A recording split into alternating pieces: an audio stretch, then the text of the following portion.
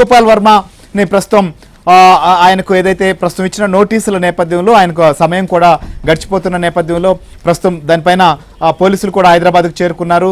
So Ram Gopal వర్మను అదుపులోకి తీసుకునేటువంటి అవకాశం ఉన్నట్లుగా తెలుస్తోంది ఒంగోలు నుంచి వస్తున్నటువంటి సమాచారం ప్రకారం. అయితే ప్రస్తుతం రామ్ గోపాల్ వర్మ అయితే మాత్రం లేరు ఇంటి దగ్గర.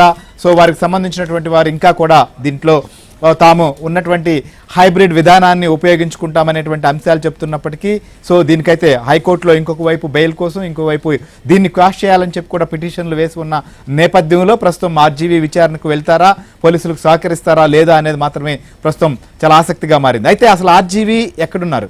ఆర్జీవీ ప్రస్తుతం గతంలో అయితే షెడ్యూల్ ఉంది కాబట్టి రాలేనన్నారు. తర్వాత ఆయన సమయం కోరిన నేపథ్యంలో సమయం ఇచ్చారు. అయితే సమయం ఇచ్చిన తర్వాత కూడా ఎందుకు అటెండ్ కాలేకపోతున్నారు? ఆయనకి ఏమైనా ప్రాజెక్ట్ ఉన్నాయా, లేకపోతే ఈ కేసు విచారణ నుంచి ఆయన ఫిజికల్ గా తప్పించుకోవాలనేటువంటి ప్రయత్నం చేస్తున్నారా ఏంటనేది కూడా సృజన్ కూడా మనతో పాటు లైవ్ లో సిద్ధంగా ఉన్నారు.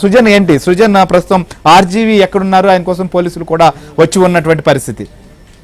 ఎస్, ఆర్జీవీ నోటీసులు అందుకున్నప్పటి నుంచి కూడా దీన్ని ఎదుర్కొంటారా లేదా అనే ఒక ఇంట్రెస్టింగ్ అందరూ చూస్తూ వస్తున్నారు, ఆసక్తికరంగా చూస్తూ వస్తున్నారు. ఈ క్రమంలోనే ఆయన నోటీసులకు సంబంధించి మీడియా ప్రశ్నించినప్పుడు కూడా దాని గురించి మాట్లాడటానికి ఇష్టపడలేదు, దాటవేసే ప్రయత్నం చేశారు.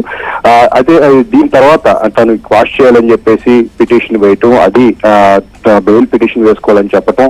సో టోటల్ గా ఏంటంటే తనకి ఈ విచారణకు హాజరు కాకుండా ఎట్లాగొట్లా తప్పించుకోవాలని చెప్పే ధోరణిలోనే ఆర్జీవీ ఈ రకంగా చేస్తూ వస్తున్నారని చెప్పేసి నడుస్తుంది. ప్రస్తుతానికైతే ఆయన ఎవరికి అందుబాటులో లేరు. మనం ప్రయత్నించినప్పటికీ కూడా ఆర్జీవీ అందుబాటులో లేని పరిస్థితి. అయితే ఆయన సన్నిహితులను ఉదయం ప్రశ్నించినప్పుడు దీని గురించి ఆర్జీవీ విచారణకైతే హాజరవుతారు. అయితే దానికి సంబంధించి కొంత క్లారిటీ తమకు రావాల్సి ఉందని చెప్పేసి వాళ్ళు ఎవియంతో చెప్పడం జరిగింది. దీంతో పాటు కొద్దిసేపటి క్రితం మాట్లాడిన లీగల్ టీం కూడా ఇదే విషయాన్ని వాళ్ళు ప్రస్తావించడం, ఫిజికల్ గా కాదు వర్చువల్ గా ఆయన అటెండ్ అవుతారు అని చెప్పే విషయాన్ని వాళ్ళు ఎక్కువగా హైలైట్ చేస్తూ ఉన్న క్రమంలో ఆయన పోలీసు విచారణను మాక్సిమం తప్పించుకోవాలని చెప్పే ధోరణిలోనే ఉన్నట్టుగా తెలుస్తుంది. నిజానికి ఆయన పోలీసులకు చెప్పినట్టుగా వాళ్ళకి ఏదో షూటింగ్లు ఉన్నాయని చెప్పేసే విషయం అయితే అందులో ఎలాంటి నిజం లేదు. ఒక సినిమా అయితే రిలీజ్ కి రెడీగా ఉంది, దానికి సంబంధించిన ప్రమోషనల్ కార్యక్రమాలు కూడా ప్రస్తుతం అంత అగ్రెసివ్ గా చేస్తున్న పరిస్థితి లేదు.